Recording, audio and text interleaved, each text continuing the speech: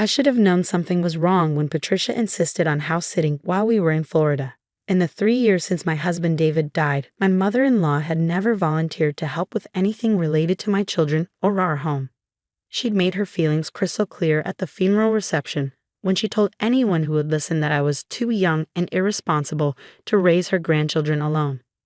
But when I mentioned our week-long trip to Disney World, Patricia practically demanded the house keys.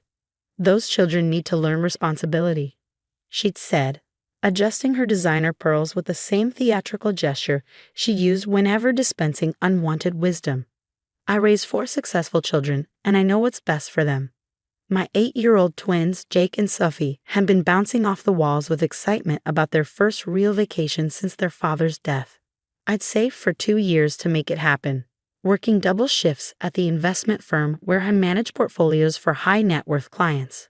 What Patricia didn't know, what none of David's family knew, was that my expertise in alternative investments had made me quite comfortable financially. I preferred keeping my wealth private, especially around people who had already decided I was a gold-digging widow. The flight home from Orlando had been delayed by 3 hours, and both kids were exhausted as we pulled into our driveway at nearly midnight. Jake was asleep against my shoulder while Sophie rubbed her eyes and complained about being hungry. All I wanted was to tuck them into their familiar beds and collapse myself. The front door was unlocked, which should have been my first warning. Patricia sat at my kitchen table, still wearing her church clothes despite the late hour, with neat stacks of cash arranged in front of her like she was conducting some kind of business transaction. She looked up when we walked in, her expression showing neither surprise nor guilt. "You're finally back," she said, as if we'd been gone for months instead of a week. "I hope you enjoyed your little vacation." "Patricia, what are you doing here so late?" I asked, shifting Jake's weight in my arms. "We weren't expecting you to wait up." She gestured to the money on the table with obvious satisfaction. "I've been having quite a productive week, actually, making some necessary changes around here." Something cold settled in my stomach, but I forced my voice to remain calm. "What kind of changes?" "Why don't you put the children to bed first?" Patricia suggested, her tone implying this was more of a command than a suggestion. "Then we can have an adult conversation about their future." I carried Jake upstairs, Sophie trudging behind me, and pushed open the door to Jake's room. The sight that greeted me made my blood freeze. The room was completely empty. His twin bed, dresser, toy chest, bookshelf, everything was gone. Even the blue curtains I'd sewn myself were missing, leaving bare windows that looked somehow obscene in the darkness. "Mommy?" Sophie whispered, pressing against my side. "Where's Jake's stuff?" I set Jake down gently, my hands shaking as I flipped on the light switch. The empty room looked enormous without furniture, the hardwood floors echoing our footsteps. On the wall where Jake's headboard used to sit, there were darker rectangles on the paint where his favorite superhero posters had hung. "Sophie, go check your room, honey," I managed to say, though I already knew what she would find. Her scream confirmed it. I rushed across the hall to find her standing in another empty room, her hands pressed to her mouth in shock. Her white canopy bed, the one David had assembled for her 6th birthday, was gone. So was her dresser, her bookshelf, her desk, even the special lamp we'd bought together that projected stars on the ceiling. "Mommy, where is everything?" Sophie's voice was small and scared, the kind of fear I hadn't heard from her since the months after David's funeral. "Where are all my things?" I knelt down and pulled both children close, my mind racing as I tried to process what Patricia had done. "It's going to be okay," I whispered, though I wasn't sure how. "We'll figure this out." Jake was fully awake now, looking around his empty room with the kind of confusion that breaks a parent's heart. "Did someone rob us, Mommy?" "No, sweetheart. Nobody robbed us." I stood up, feeling something cold and determined settling in my chest. "Why do we both sleep in my room tonight? We'll sort everything out in the morning." After getting unsettled in my bed, I walked back downstairs with deliberate calm. Patricia was still sitting at the kitchen table, now sorting the cash into a small leather purse. She looked up when I entered, her expression showing mild annoyance, as if I was interrupting something important. "I suppose you saw the bedrooms," she said, continuing to count bills without looking at me directly. "Patricia." I kept my voice level, though every instinct screamed at me to demand answers immediately. "Where is my children's furniture?" She finally looked up, her eyes showing that familiar combination of superiority and condescension I'd endured for years. I sold it, along with all those excessive toys and unnecessary electronics. She gestured dismissively toward the stairs. Children don't need all these expensive possessions cluttering their lives. I should know. I raised 4 children who all turned out to be productive adults. I stared at her, trying to process the casual way she just admitted to selling my children's belongings. You sold their furniture. Without asking me. Without asking permission, Patricia corrected, as if that were an important distinction. David always said I had excellent judgment about these things. Those children were getting spoiled, sleeping on $1,000 mattresses and playing with toys that cost more than some people make in a month. It's not healthy. Those weren't your belongings to sell, Patricia.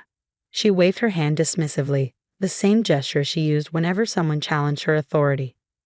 Technically, this house belongs to the family trust that David set up. I'm the executor of that trust, which gives me certain responsibilities and privileges. She pulled out a folded paper from her purse. I had every legal right to make decisions about excessive and unnecessary expenditures. I felt something snap inside me, but I forced myself to remain calm. Years of managing million-dollar portfolios had taught me that the biggest mistakes happen when emotions override strategy, and the money from selling their belongings will be put to better use, Patricia said, continuing to organize the cash. I'm thinking about a nice educational trip for them to visit their cousins in Minnesota. Children need to learn about family values, not materialism. You know what, Patricia? You're absolutely right about one thing. She paused, clearly surprised by my agreeable tone. I'm glad you're finally seeing reason. Children do need to learn about real value. I continued, walking to my briefcase and pulling out a manila folder I'd been carrying for months. And sometimes adults need to learn about consequences. Patricia's eyes narrowed as she watched me open the folder. What's that supposed to mean? I pulled out the first document, a mortgage assignment notification I'd been holding onto for the right moment. Do you remember last year when you were complaining about your mortgage payments? How you said the bank was being unreasonable about your late payments? What does that have to do with anything? Well, you mentioned that some investment company had bought your mortgage debt. You were quite upset about it, as I recall. I set the document on the table where her cash had been. You said they were probably going to foreclose on hard-working families just to make a profit. Patricia glanced down at the paper, and I saw the exact moment she recognized her address in the legal description. Her face went very pale. That's my mortgage information. How do you have that? Because I'm the investment company that bought your debt, Patricia. I pulled out another document, this one showing 6 months of missed payments. Mountain Vista Investment Group. That's my company. I've been buying distressed mortgage debt in this area for about 2 years now. She stared at the papers, her mouth opening and closing like she was trying to form words that wouldn't come. That's impossible. You don't have that kind of money. Actually, I do. I pulled out my phone and opened the banking app showing my business account balance. I've been managing investment portfolios for some very wealthy clients for the past 12 years. I learned a lot about alternative investments, including distressed debt acquisition. Patricia grabbed the mortgage documents, scanning them frantically. This says you've owned my mortgage for 8 months. That can't be right. 8 months, 3 weeks, and 4 days to be exact. I sat down across from her, feeling strangely calm despite the enormity of what I was about to do. I bought it right after you told the children they couldn't come to your Easter dinner because I couldn't afford to bring the right kind of wine. You're lying. But her voice shook slightly, and I could see her doing the math in her head, remembering all the times she'd dismissed me as a struggling single mother.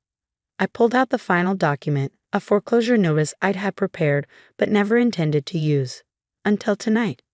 According to the payment history, you're currently 4 months behind on your mortgage. The total amount due, including late fees and legal costs, is $68,412.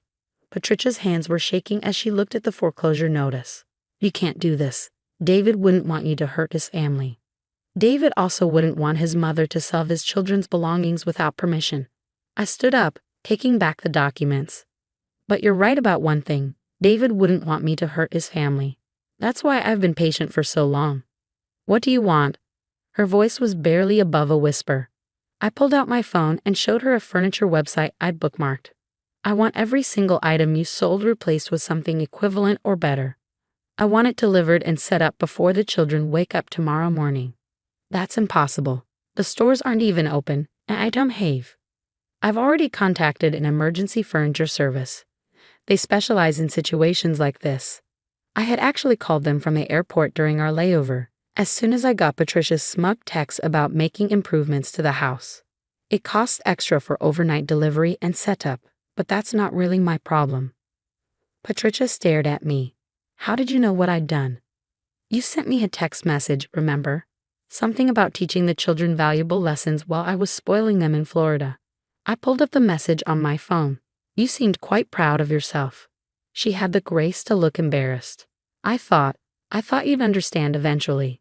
The furniture replacement will cost approximately $12,000, I continued. Which, coincidentally, is about what you made from selling their belongings. I don't have $12,000. I know. That's why you're going to use the money you made from selling their furniture, and you're going to take out a loan for the difference.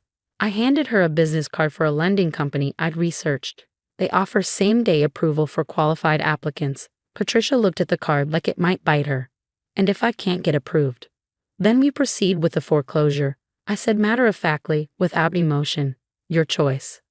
The furniture delivery truck arrived at 6:30 the next morning, just as I was making breakfast for Jake and Sophie. They pressed their faces to the kitchen window, watching in amazement as uniformed workers carried bed frames and dressers up the front steps. Is that for us? Sophie asked, bouncing on her toes with excitement. Yes, sweetheart. Everything is being put back. By 9 o'clock, both bedrooms were fully furnished with new beds, dressers, desks, and even some toys and books to replace what had been sold. The workers had been incredibly efficient, setting everything up exactly where the original furniture had been. Patricia arrived just as the delivery truck was pulling away. She looked exhausted, and I suspected she'd been up all night making phone calls and filling out loan applications. She handed me a receipt showing payment in full for the furniture replacement. The lending company approved me, she said quietly. Barely, but they approved me. Good. I folded the receipt carefully. The children are upstairs if you want to see their rooms. She climbed the stairs slowly, and I heard Sophie's excited voice explaining all the new furniture to her grandmother. When Patricia came back down, her eyes were red-rimmed. They seem happy with everything, she said. They're resilient kids. They get that from their father. Patricia nodded, twisting her purse strap nervously. About the mortgage. What about it? Are you going to foreclose anyway? Now that you've made your point. I consider the question seriously. That depends entirely on you, Patricia.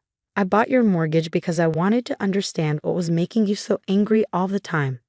Turns out, financial stress makes people do terrible things to the people they're supposed to love. I do love them, she said quickly. I love Jake and Sophie more than anything. Then show them that love by treating their mother with respect. I handed her a payment coupon book I'd had prepared. Your payment schedule has been restructured. Lower monthly payments, extended term, fixed interest rate. Much more manageable. Patricia stared at the payment book. Why would you do that? Because David would want his mother to be secure and his children to have a relationship with their grandmother. But that relationship depends on you changing how you treat us. She opened the payment book, scanning the new terms. This is very generous. It's what family does for each other, I said. Real family. Over the following weeks, something shifted in our relationship. Patricia still offered unsolicited advice, but there was less venom in it. She stopped making comments about my parenting and started asking questions instead.